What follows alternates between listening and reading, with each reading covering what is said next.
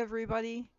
If you watched my last video, you saw that I just had like 3 pages left in my Dylusions art journal, so I'm bound and determined to get this journal filled by the end of the year. So I'm going to work on these 2 pages and create a vintage vibe Christmas spread. So I hope you enjoy. A lot of it will just be speeded up and I'll tell you what I'm doing. So as usual, I'm just starting with white gesso,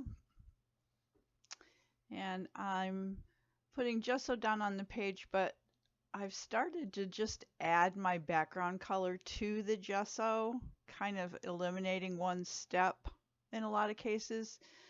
So here I'm just using folk art acrylic in leaf green, and I'm just going to shake a little bit onto each page along with that gesso, and then take a nice big soft brush and get it all spread out.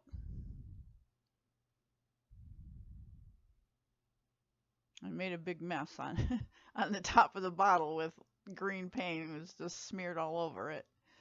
But I like the way the gesso mixes with the paint and kind of tones down the color, and I get kind of a modelly effect if I don't go over it too many times. So I think you can see there what I'm talking about, and I really like the look of it, and it saves me a step. Then I went in my stash and found these vintage papers that are Christmas themed. So the one I'm putting down there I got from the New York Public Library, their digital collection. It's all copyright free images that you can download and use. And it is just a cover from a piece of old sheet music called The Christmas Ball. I really like the graphics. I like the font that they used. It's just nice and old looking, and I just really liked it. So I wanted to kind of keep it intact and not tear it up too much. And I do like to tear the edges as opposed to cutting them. I just don't like the real sharp, straight edges when I'm doing collage work. And then that part was from an old catalog, I think, or a newspaper advertisement for Christmas gifts. And then the one that I'm putting down here now also came from the New York Public Library, and it is advertising a Christmas exhibit. And then the other piece was for Parker fountain pens. And it says Christmas bells on it, so it was obviously a Christmas advertisement. So then I had some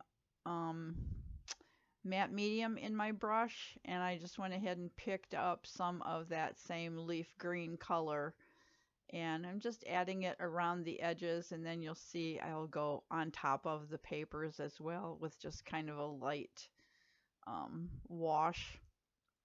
And I'm just smearing it around with my fingers just to kind of get a random vintage aged feel to the page, but using the green. Just wanted to try to keep with the minimal amount of colors in the Christmas color scheme. So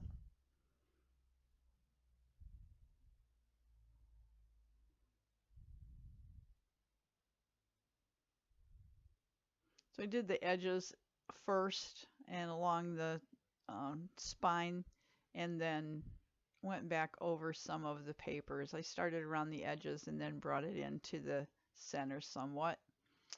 And now I'm using Gamel Green. It's a Ceramcoat acrylic color. And this is a really old stencil. I've had it probably since the 80s. But just some simple pine trees. And I'm just going to get an odd number of them put down across both of these pages. And the Gamel Green is more of a kind of a dark olive toned, more of a pine color, I guess you'd say, which is why I chose it. But I wanted a little bit of contrast against the background green.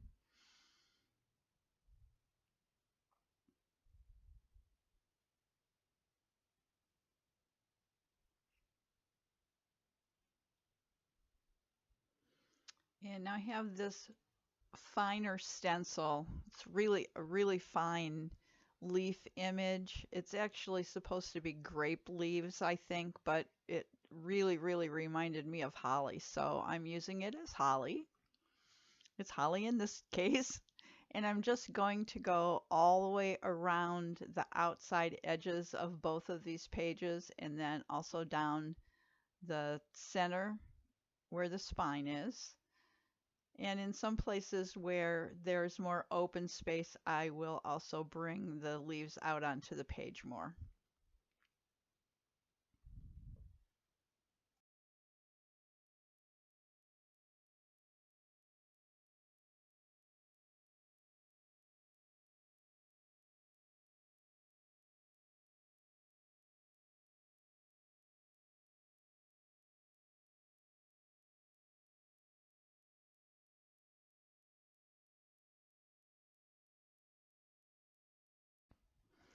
So this stencil was by the Crafters Workshop, and it's a Jenny Bolin stencil called Mini Vineyard.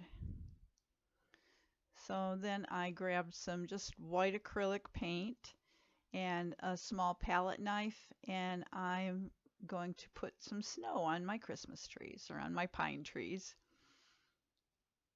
So just picking up little bits of white on the back of my palette knife and just kind of dabbing onto the right side of each one of those stenciled trees to add a little snow. And when I'm done with that, then I just use my finger and get some snow underneath each of the trees as well, so they don't look like they're floating on the page. Ground them a little more. That tree looks like a squirrel slid through the snow and down the side of it. It really is kind of messy looking, but you know what? It's a journal. It's not, not going in the Louvre or anything, so I just left it. And I started out with the palette knife to put the snow down, but then I realized it was just way easier to get it the way I wanted it to look using my finger, so went to the good old finger. God's art tools, they're the best. And then a ceram coat acrylic in bright red, and I thought the holly all needed some berries, so I'm going to use my painting stylus and just add some berries all the way around the edges where the holly is.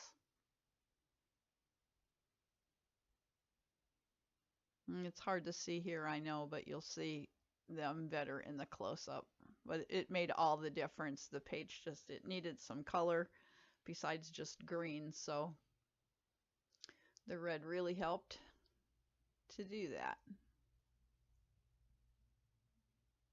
Hope you guys are all ready for Christmas. My family's already had their Christmas. We traveled to Cincinnati last weekend to my daughter's house to see my baby grandsons, and we had our family Christmas then, so kind of a letdown that everybody else is having Christmas and we're done. This Santa is a cookie scrap, paper scrap. It's from Germany. They used egg white as glue, and they would put these images on the tops of their large Christmas cookies.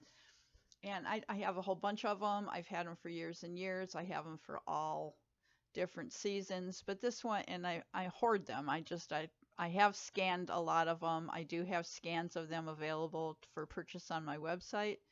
This is an original, but it's one that wasn't in real great shape. It's pretty creased up, and I just thought he needed to go on this page, so that's where he's going to be. I thought it was kind of fitting as the last spread in this journal that I've been working on all year, that it could have a nice, really authentic piece of ephemera. So it's interesting, these paper scraps were locked up in a warehouse in Europe during the war, when businesses, the men that owned the businesses, would go off to war. Their business holdings would be locked away in warehouses, and if they were not fortunate enough to come back from war, um, these things just ended up staying in these warehouses for years until they were able to be um, unlocked and the goods sold off. So that's where they came from. And I'm just using my black Stabilo to get a shadow behind Santa so that he pops out from the page and becomes more of a focal point.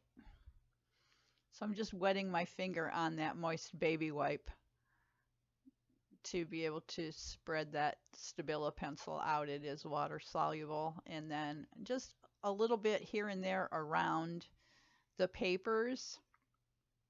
And then where there is that opening in the stencil, the tree stencil, like the trunk of the tree was just open, I filled it in with the Stabilo pencil and just smeared it out a little bit. And it also ended up down onto the snow, which created a little bit of a shadow underneath each of the trees. And then around some of the papers, not all the way around. I didn't want to like frame them off. I just wanted a little shadow here and there.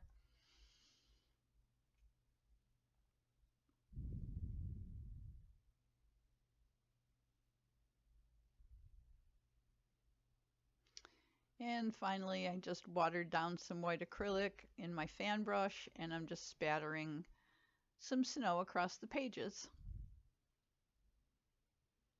I really love the way this turned out.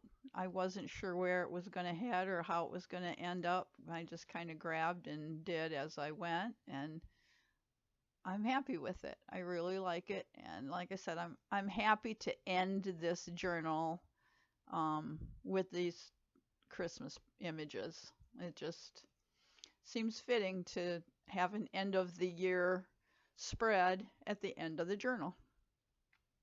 So thanks for watching. Give this video a thumbs up if you enjoyed it. Share it to your friends or your Facebook pages or Twitter or wherever. Sharing it out really helps my channel. And if you haven't subscribed yet, I'd really appreciate it if you did that. And in the meantime, go make some art.